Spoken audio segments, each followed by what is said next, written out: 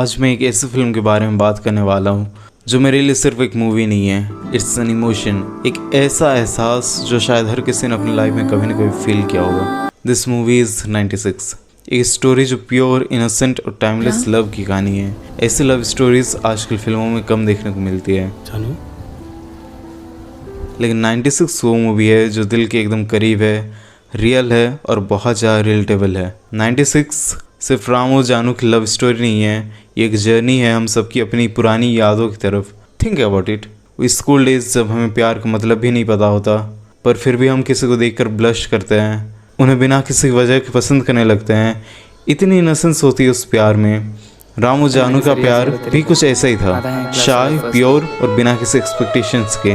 हर किसी की लाइफ में एक ऐसा इंसान होता है जो छुप छुप के हमारे दिल के एक कोने में बस गया होता है। चाहे कितने साल बीत जाएं, वो इंसान हमारे मेमोरीज से कभी दूर नहीं जाता।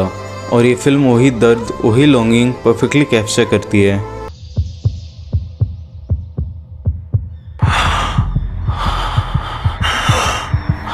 राम और जानू ने अपने इमोशंस को कभी भी ओपनली एक्सप्रेस नहीं किया, लेकिन उनका प्यार it was always there, silence में, अनस्पोकन वर्ड्स में। That's the beauty of it. Ram एक फोटोग्राफर है और उसकी ज़िंदगी में एक खास चीज़ है, नॉस्टैल्जिया। जैसे वो अपनी तस्वीरें संभाल के रखता है, वैसे ही अपने प्यार की यादों को भी संभाल के रखता है। कितना डीप है ना।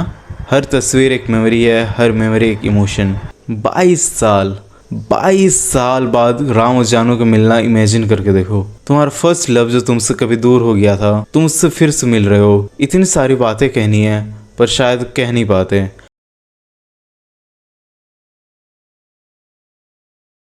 मूवी का वो reunion scene, guys, it's heart wrenching. तुम्हें लगता है शायद अब सब ठीक हो जाएगा, लेकिन रियलिटी इतनी सिंपल नहीं होती।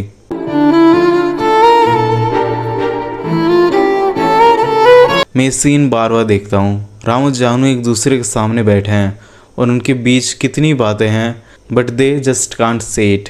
There silence speaks louder than words. उनकी आंखों में जो दर्द है इतना रियल लगता है जैसे हमारे अपने दिल की कहानी हो। कभी कभी ज़िंदगी में कुछ चीज़ें हमसे दूर हो जाती हैं, चाहे हम कितनी भी कोशिश कर लें, but we just have to live with it.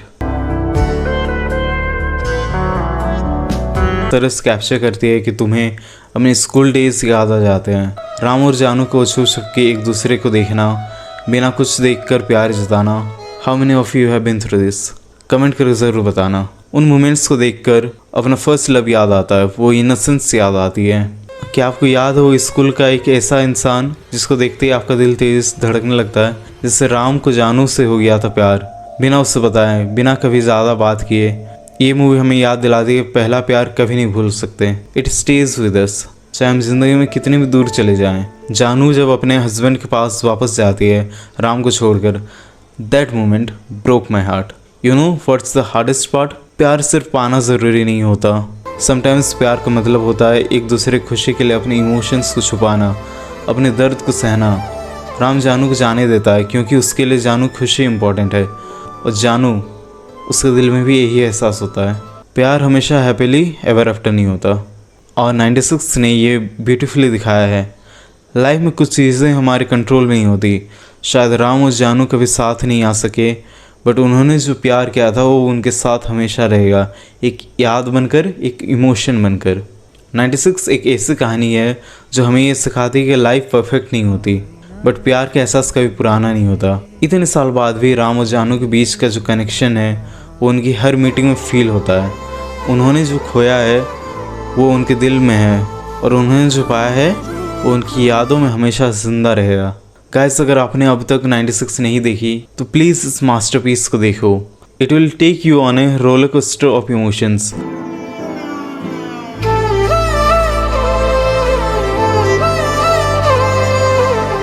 और अगर देखिए तो आपको कौन से सीन ने सबसे ज़्यादा टच किया? Was it Ram and Jaanu's reunion, their airport goodbye? Let me know in the comments. Sometimes सब कुछ कहना ज़रूरी नहीं होता, because love, it's there in the silences, in the memories, in the moments. Like, share और सब्सक्राइब करना मत भूलना।